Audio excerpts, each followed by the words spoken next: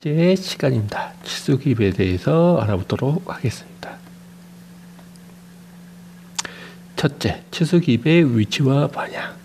치수 기입의 위치. 치수를 기입할 때는 위치 그리고 방향을 분명하게 나타낼 수 있도록 투상도 또는 단면도에 나타냅니다. 가장 치수가 명확하게 할 수 있도록 표시한 게 이쪽에 나온 치수 기입이겠습니다. 지금 위로 이게 치수를 기입했죠.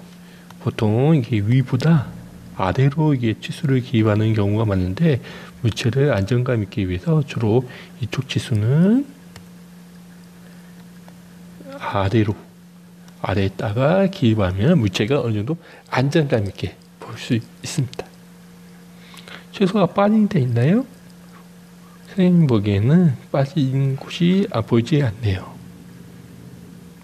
명확하게 치수 기입을 했네요. 그렇게 해야지 나중에 선반으로 가공자가 가공할 때 명확하게 가공할 수 있을 것 같습니다. 치수 기입 위치와 방향. 치수 기입의 방향. 치수 기입의 방향은 은다는데죠. 지선 이외 1mm에서 2mm 띈다고 했어요. 치수 숫자를 기입하는 방향은 치수선의 방향에 따라 기입하는 방법에 관계없이 기입하는 방법이 있습니다. 약간 위쪽에 20mm 띄었네요. 30도, 60도, 60도, 60도. 대부분 이렇게 아래로 표시됐는데요. 아래로 표시하는 거 좋지 않습니다. 위로 표시하는 게 좋습니다. 이거 좋지 않습니다. 위로 표시해 주세요. 치수 기입법. 치수가 확정되면 도면에 표시된 부분의 기능, 가공 방법, 표면 거치기 등을 고려하여 배치합니다. 직렬 치수 기입법 보겠습니다. 선생님 별로 좋아하지 않는 치수 기입법입니다. 이렇게 하면 계산하기 힘들고 복잡하고 또 헷갈릴 수가 있어요. 이렇게 겹치다 보면 선생님 같은 경우는 위치 치수하고 치수 크기 치수를 각각 다르게 단을 지어서 하면 어떻게 해요? 가공자가 명확하게 계산 안 해도 한눈에 볼 수 있습니다. 이걸 이직선상에 있다고 해서 우리가 직렬치수 기법. 반드시 전체 치수를 나타낼 때 이게 중복되기 때문에 가로로 했습니다. 병렬치수 기법을 선생님이 좋아합니다. 선생님이 좋아하는 것은 제도 통지상 그리고 나중에 시험 볼 때 감점의 요소가 없습니다. 하다 보면 제일 중요한 게 제도에서 감점이 없어야 돼요. 한 권의 중심, 이 중심은 기준면입니다.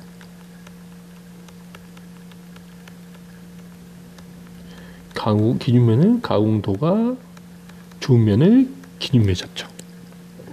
또는 무게 중심,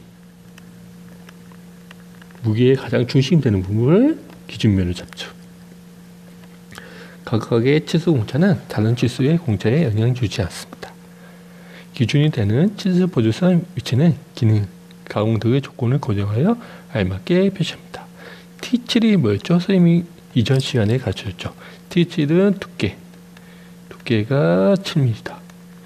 이 T7이 없으면 측면도가 있어야 되는데 측면도를 상량하고 T7이라고 표시했습니다. 이쪽에 두 개는 대칭입니다. 대칭 기호는 상하, 좌우가 같은 경우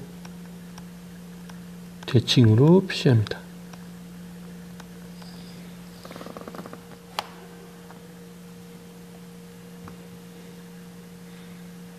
루징 치수 기입법입니다.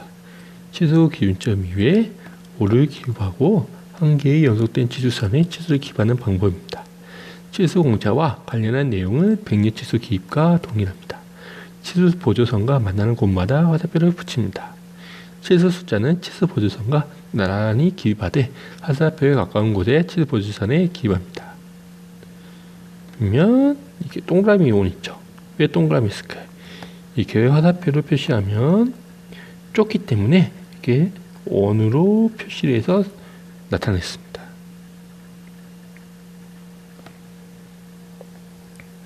좌표 치수 기입법입니다. 이런 부분을 좌표 치수 기입을 하는데요. 주로 사용하지 않습니다. 선생님도 가장 싫어하는 게 좌표 치수 기입입니다. 나중에 기계제로 기능사 시험 볼 때 이렇게 좌표 치수는 사용하지 않습니다. 한번 읽어보도록 하겠습니다. 치수를 좌표 형식으로 기입하는 방법입니다. 프레스, 금형사기와 사출 금형사기에서 많이 사용합니다. 아래표에서 ONA는 공작물의 왼쪽과 아래를 기준으로 S축으로 10mm, Y축으로 40mm 위치에 중심이 있으며 ON의 지름은 16mm 뜻이랍니다. 금형에서 많이 사용합니다. S. 지름의 치수기 중요합니다. 별표 3개. 물체의 단면이 원형이고 그 모양에 표시하지 않고 원형인 것을 나타낼 때는 지름 치수 앞에 파이를 붙인다고 선생님이 이전 시간에 강조를 했습니다. 보면 지름치수 이 부분은 직각이죠. 그렇기 때문에 12. 2 곱하기 C4가 뭐죠? 잘 기억 안 난다고요? 못따기가 한 군데 두 군데 있네요. 그렇기 때문에 2. 그 다음에 C4mm는 가로와 세로가 4mm이기 때문에 이쪽 치수가 4mm 그리고 이쪽 위쪽 치수가 4mm 그렇기 때문에 10호입니다. 각도가 45도입니다. 이 C는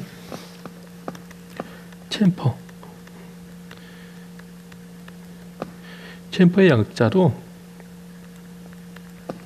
못따기란 뜻입니다.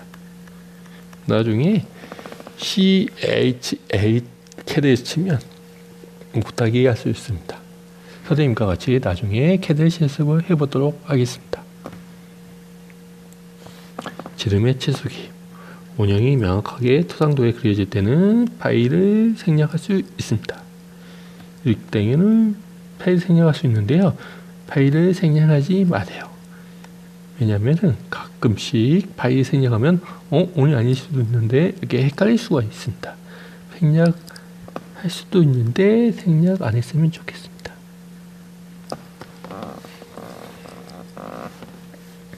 지름의 치수기 지름이 다른 원통이 연속되고 있고 지름의 치수를 기입할 여유가 없을 때는 치수선과 연장선의 화살표를 표시하여 파이와 지름으로 치수 기입합니다.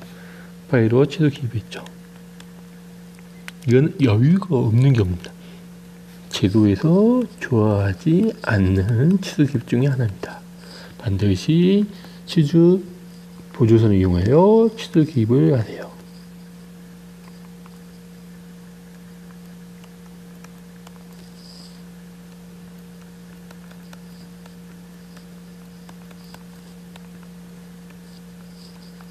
이렇게 치수 기입해야지 감점이 없습니다.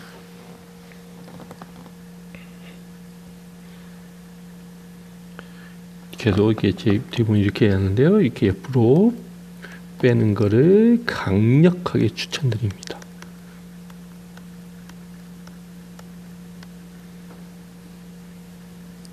반지름 치수 기입입니다. 반지름은 치수 앞에 반지름 R을 붙입니다. 가끔 가다가 학생들이 물어보는 경우가 있어요. 지름으로 표시하면 좋아요? 반지름 표시하면 좋아요? 보통 라운딩 할 때는 R로 표시하고 그리고 축에 지름을 표시할 때는 파이로 표시하는 게 좋습니다.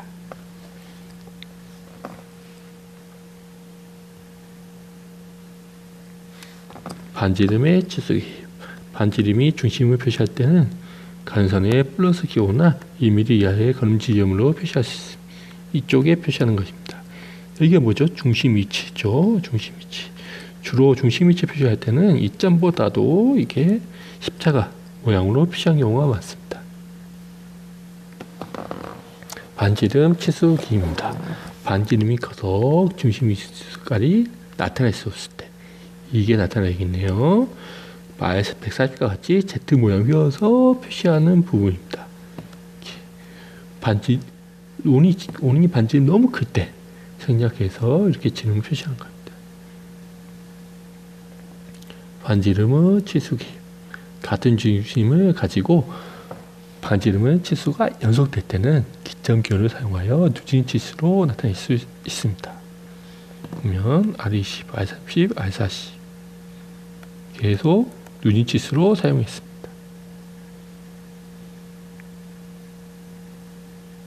구의 지름이 치수기 9 스페어 파이 지름 20 9의 지름이 20인 거죠. 이거는 뭐죠? 9의 반지름이 20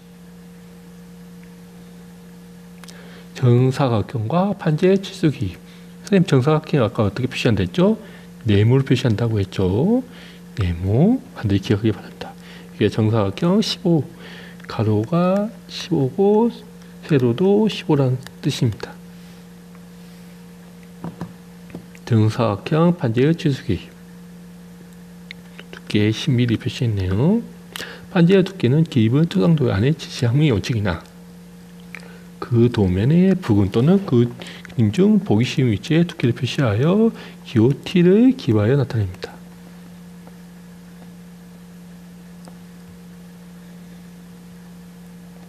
현 언어 및 곡선의 치수기. 현의 치수기. 현의 직각으로 치수 보조선을 긋고 현의 평행한 치수선을 사용하여 현의 길이를 나타냅니다. 언어의 치수기. 현과 직각으로 치수 보조선을 긋고 그 언어와 동심으로 언어를 선을 그은 다음 언어의 치수 기립을 합니다.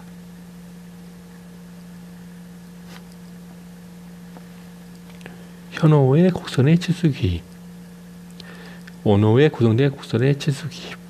언어의 반지름과 그 중심 또는 언어와의 접선 위치를 표시합니다. 있네요. 현 언어 및 곡선의 치수 기입. 언어로 구성된 곡선의 치수 기입. 언어의 반지름과 그 중심 또는 언어와 접선 위치까지 기입합니다. R42, R5, R42, R2. 교과서 68페이지입니다. 못따기 치수기. 45도 못따기인 경우에는 못따기 길이 곱하기 45. 챔퍼가 붙이면은 가로와 세로가 길이가 똑같고 45도라는 것을 알 수 있습니다. 4개 있다는 거네요. C2 가로와 세로가 2mm 정사각형 못따기가 3개 있다는 거네요. 아니면 못따기 길이가 3mm란 거죠. 여기 4mm 예, 길이를 표시한 겁니다. 만약에 45면 못따기가 45도의 못따기가 3개지만 이게 곱하기 표시가 되면 길이를 나타낸 겁니다. 반드시 인지하고 있어야 됩니다. 가공 구멍의 치수기. 동일한 현상이 같은 간격으로 배치된 구멍의 치수기. 같은 크기의 구멍이 하나의 투상도에 여러 개의 그려지는 볼트, 나사, 핀 등 하나만 그리고 다른 구멍의 중심 위치를 그립니다. 치수 표시는 구멍으로부터 지지선을 인출하여 10 곱하기 45, 10 곱하기 파이 45mm와 같이 나타냅니다. 10개의 구멍이 파이 40으로 10개 드릴로 뚫려 있다고 나타내면 됩니다. 시험해볼까요? 1개, 2개, 3개, 4개, 5, 6, 7, 8, 9, 10개 맞네요. 그리고 이 지름이 파이 40.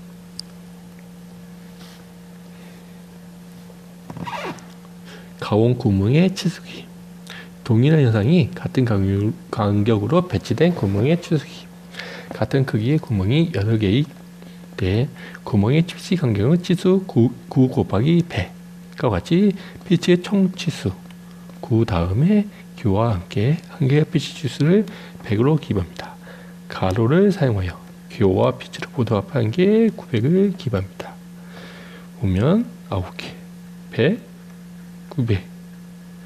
이 간격이 중심 간격이 100mm고 구멍이 9개죠. 하나, 둘, 셋, 넷, 다섯, 여섯, 일곱, 여덟, 아홉, 10개네요.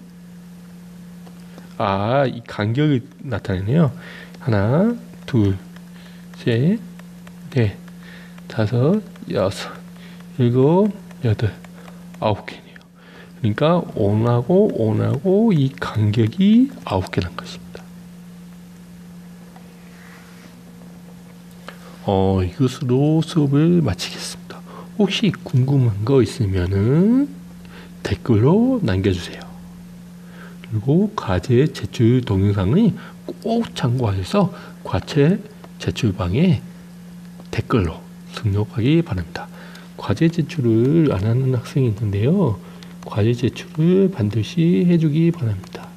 과제 제출 동영상만 보고도 충분히 할 수 있기 때문에 큰 어려움이 없습니다. 어려우면 퀘스천에 남겨주세요. 아니면 카톡으로 남겨주세요. 이것으로 수업 마치도록 하겠습니다. 수고하셨습니다.